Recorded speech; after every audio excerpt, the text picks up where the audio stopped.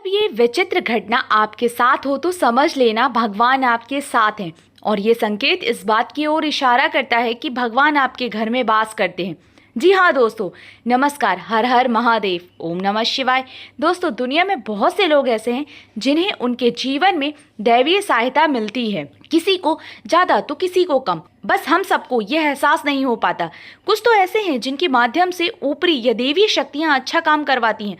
सवाल ये उठता है कि आम व्यक्ति कैसे पहचाने कि उसकी मदद दैवी शक्ति कर रही है या उसकी पूजा पाठ प्रार्थना का असर हो रहा है। तो चलिए दोस्तों, आपके इन्हीं सब सवालों का जवाब हम इस वीडियो के माध्यम से ढूंढने की कोशिश करेंगे।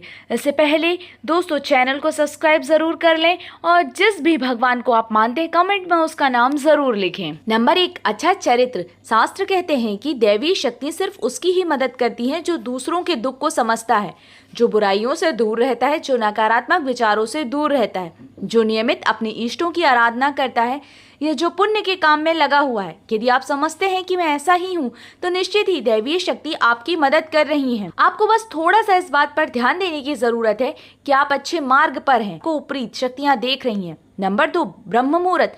शास्त्रों के अनुसार यदि आपकी आंखें प्रतिदिन ब्रह्म मुहूर्त में अर्थात रात्रि 3 से 5 बजे के बीच अचानक ही खुल जाती हैं तो आप समझ जाइए कि दैवी शक्तियाँ आपके साथ हैं, क्योंकि यही वो समय होता है जबकि देवता लोग जागृत रहते हैं। यदि आप अपने बचपन से लेकर जवानी तक इस समय के बीच उठते रहे हैं तो समझ जाएं कि देवी शक्ति आपके माध्यम से कुछ करवाना चाहती हैं या फिर वे आपको एक अच्छी आत्मा समझकर इस संकेत दे रही हैं कि अब उठ जाओ, ये जीवन सोने के लिए नहीं है, आपको दुनिया में बहुत कुछ करना है। ये भी कहा जाता है कि सत्व गुण प्रधान लोग इस काल में स्वतः ही उठ जाते हैं।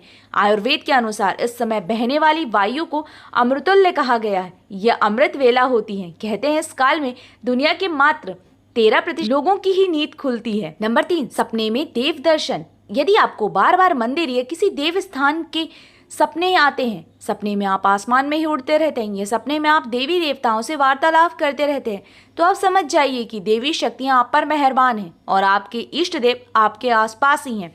नंबर 4, पूर्वाभास। यदि आपको आने वाली घटनाओं का पहले से ही ज्ञान हो जाता है या आपको पूर्वाभास हो जाता है तो आप समझ जाइए कि देवी शक्तियों की आप पर कृपा है।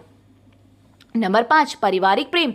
आपकी पत्नी, बेटा, बेटी और आपके सभी परिजन आपकी आज्ञा का पालन कर रहे हैं, वो सभी आपसे प्यार करते हैं या आप भी उनसे प्यार कर रहे हैं तो आप समझ जाइए कि देवी शक्तियां आपसे प्रसन्न हैं। नंबर 6, भाग्य से भी तेज। जीवन में आपको अचानक से लाभ प्राप्त हो जाता है। आपके किसी भी कार्य में किसी भी प्रकार की आपको बाधा उत्पन्न नहीं होती है और वो सभी कुछ जो आप पाना चाहते हैं बहुत आसानी से मिल जाता है, तो आप समझ जाइए कि देवी शक्तियां आपकी मदद कर रही हैं। नंबर 7, सुगंधित वातावरण का एहसास। ये वो एहसास है जिससे पुख्ता प्रमाण मिल जाता है कि ईश्वर आपके आसपास ही है, क्योंकि कभी कभी आपको ये महसूस होता है कि मेरे आसपास कोई, या आपको बिना किसी कारण ही अपने आसपास सुगंध का एहसास हो, तो समझ जाइए कि अलौकिक शक्तियां आपके आसपास आपकी मदद के लिए हैं। नंबर 8, सुहानी हवा।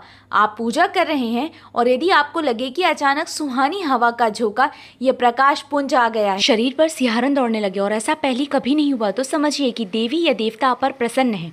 नंबर 9, ठंडी हवा का घेरा। भूमि पर रहते हुए कभी कभी अचानक आपको एहसास हो कि मेरे आसपास बादल या ठंडी हवा का एक पुंज है जिसने मुझे घेरा हुआ है, तो आप समझ जाइए कि अलौकिक या देवी शक्ति ने आपको घेर रखा है। ऐसा अक्सर बहुत ज़्यादा पूजा पाठ करने वाले व्यक्तियों के साथ होता है। नंबर 10, रोशनी का पुंज। अचानक ही आपको तेज रोशनी का पुंज दिखाई दे, इसकी कि आप कल्पना भी न कर सकते हैं, या आपको अचानक ही कानों में मधुर संगीत सुनाई दे और आप आश्चर्य करें कि हाँ, आसपास तो कोई संगीत बज ही नहीं रहा है, फिर वो कानों में मधुर स्वन की ध्वनि की तरह सुनाई दे, तो आप समझ जाइए कि आप दैवी शक्ति से के संदिग्ध में हैं। ऐसा अक्सर उन लोगों के साथ होता है जो निरंतर ही अपने इष्ट देव का मंत्र जाप कर रहे होते हैं। नंबर 11, किसी की आवाज़ सुनाई देना।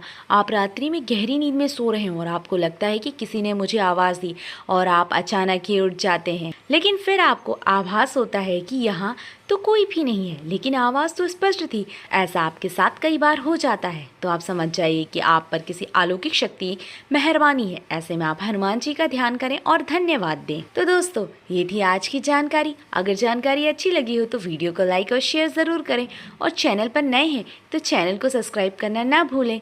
मिलते हैं एक नई जानकारी के साथ। धन्यवाद। आपका दिन शुभ हो।